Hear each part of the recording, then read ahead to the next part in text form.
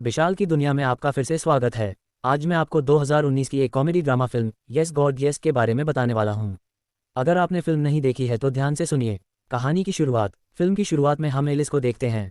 वो एक टीनेजर है जो मिडवेस्ट के एक बहुत ही स्ट्रिक्ट कैथोलिक हाई स्कूल में पढ़ती है। उसका स्कूल इतना सख्त है कि अगर कोई स्टूडेंट बेल्ट नहीं पहनता या उसकी स्कर्ट नॉर्मल से 2 सेंटीमीटर भी छोटी होती है तो उसे फाइन भरना पड़ता है। मॉरलिटी क्लास में फादर मफी बच्चों को सेक्सुअलिटी के बारे में पढ़ाते हैं। वो कहते हैं कि इंसान को शादी के बाद ही किसी के साथ संबंध बनाने चाहिए। शादी भी सिर्फ एक लड़के और लड़की के बीच होनी चाहिए। अगर कोई शादी से पहले या शादी के बाहर संबंध बनाता है तो उसकी आत्मा हमेशा के लिए नर्क में जाएगी, क्योंकि ये भगवान की मर्जी के खिलाफ है। वो बच्चों को चेतावनी भी देते हैं कि भगवान सब कुछ देख रहा है। क्लास के बाद एलिस की बेस्ट फ्रेंड लॉरा उसके पास आती है और कहती है कि वो स्कूल के रूल्स फॉलो करते करते थक गई है। एलिस लॉरा से पूछती है, क्या तुझे पता है कि खुद को छूना भी पाप है? लॉरा कहती है, हाँ पता है। और तू जो बार बार टाइटैनिक की कार वाली सीन देखती है वो भी पाप है। एलिस सफाई देती है कि वो सिर्फ क्यूरियस थी और कुछ नहीं। बाद में एलिस घर जाती है। वो एक कैथोलिक फैमिली से है और घर की इकलौती बच्ची है। अकेले में वो एओएल चैट रूम पर चैट कर रही होती है।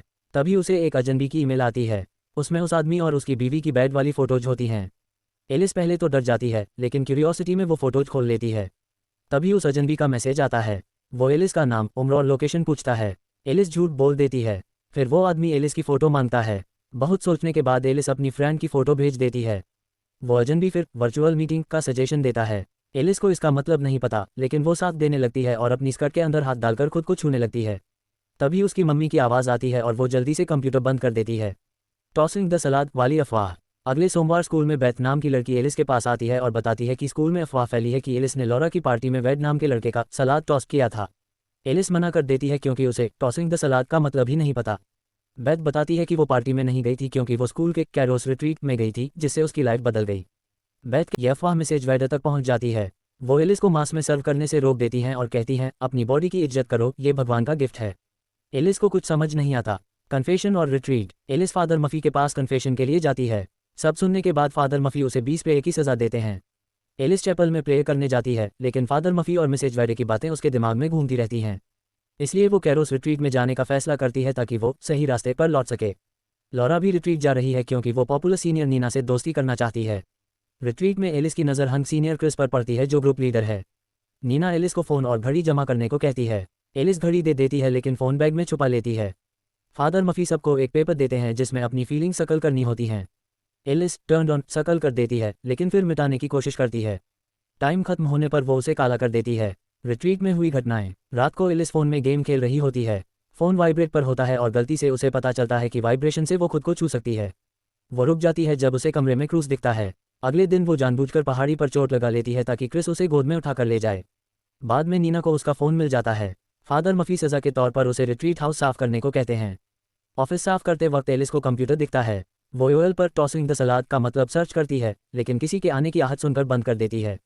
तीसरे दिन फादर मफी सबको बताते हैं कि किसी ने उनके कंप्यूटर पर गंदी चैट की है। वो सबका इंटरव्यू लेते हैं। एलिस से टर्न ऑन फीलिंग के बारे में पूछते हैं और वैड वाली अफवाह पर कन्फेस करने को कहते हैं। एलिस मना कर देती है। एलिस वैड से कहती है कि वो सबको सच बता दे, लेकिन वैड मना कर देता है।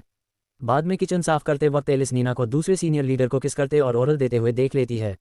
ये देखकर एलिस एक्साइट हो जाती है और झाड़ू से खुद को छूने लगती है।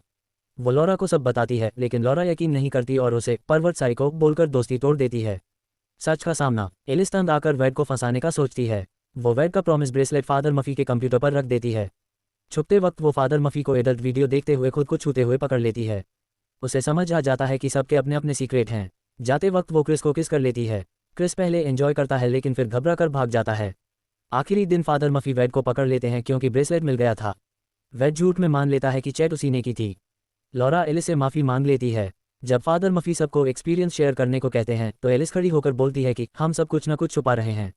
हमें एक दूसरे के साथ ईमानदार रहना चाहिए और इज्जत से पेश आना चाहिए, जैसा जीसस चाहते थे। एंडिंग। रिट्रीट से लौटकर एलिस ईस्ट और वेस्ट कोस्ट की कॉलेजेस देखने लगती है, जैसा नीना ने सजेस्ट किया था। स्कूल में वो क्रिस को कंफर्ट करती है कि वो अभी भी दोस्त हैं। फादर मफी के पास जाकर वो बताती है कि उसने रिट्रीट में लोगों को संबंध बनाते हुए वीडियो देखा था। फादर मफी समझ जाते हैं कि एलिस ने उन्हें देख लिया था, इसलिए वो टॉपिक टाल देते हैं और उसे 100 प्रेयर की सज़ा दे देते हैं। लेकिन एलिस प्रेयर करने नहीं जाती।